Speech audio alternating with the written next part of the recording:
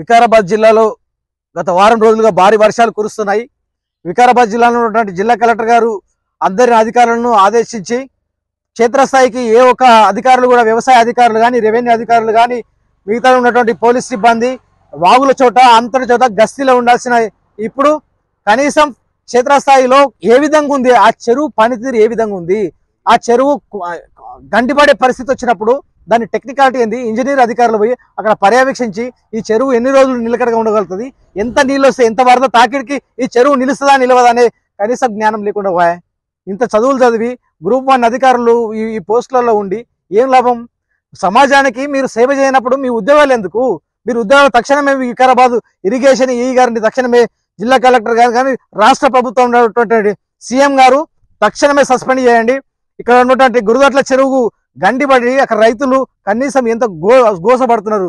మేము అక్కడికే విచ్చేసి ఆల్రెడీ రైతులను పరామర్శించడం జరిగింది. రైతులు చెప్పడం వాళ్ళందరూ కూడా వారం రోజుల క్రితమే ఇరిగేషన్ అధికారులకు ఖచ్చితంగా అక్కడ ఉన్నటువంటి ఒక రైతు చెప్తున్నాడు, సార్ ఇది మేము వారం రోజుల కిందనే దానికి చెట్లు మట్టి అది ఒక టిప్పర్ మట్టి కూడా పోసినాం సార్, ఉపయోగం లేదు.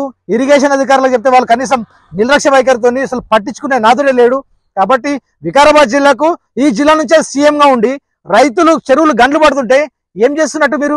అసలు 6 గ్యారెంటీలు 420 హామీలు ఇచ్చి మీరు కనీసం ఉన్నటువంటి పాత చెరువులను కూడా కనీసం మీరు అడ్డుకట్టలేసలేరు, కనీసం రిపేర్ చేసినటువంటి దుర్మార్గమైన పరిస్థితి ఉంది.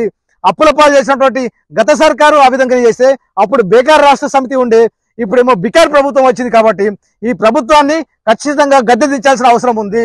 రైతులందరూ కూడా మూకుమ్మడిగా వాళ్ళంతా రోదనలు వాళ్ళ యొక్క బాధలు వింటుంటే నిజంగా కళ్ళకి నీళ్ళు వస్తున్నాయి.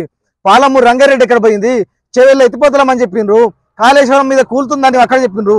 కాబట్టి ఉత్తర తెలంగాణ ఓలాకుంది, దక్షిణ తెలంగాణ సీఎం అయితే ఈ జిల్లా బాగుపడదు అనుకున్నాం, కానీ ఇంకా ఘోరంగా అయిపోయింది.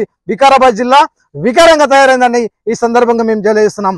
వికారాబాద్ జిల్లాలో ఉన్నటువంటి రైతుల ప్రతి ఎకరంకు 25,000 చొప్పున నష్టపరిహారం చెల్లించాల్సిందిగా మేము వికారాబాద్ జిల్లా కలెక్టర్ గారికి, అదేవిధంగా వికారాబాద్ జిల్లా నుంచి ఉన్నటువంటి సీఎం రేవంత్ రెడ్డి గారికి మేము డిమాండ్ చేస్తున్నాం బీజేపీ పక్షాన.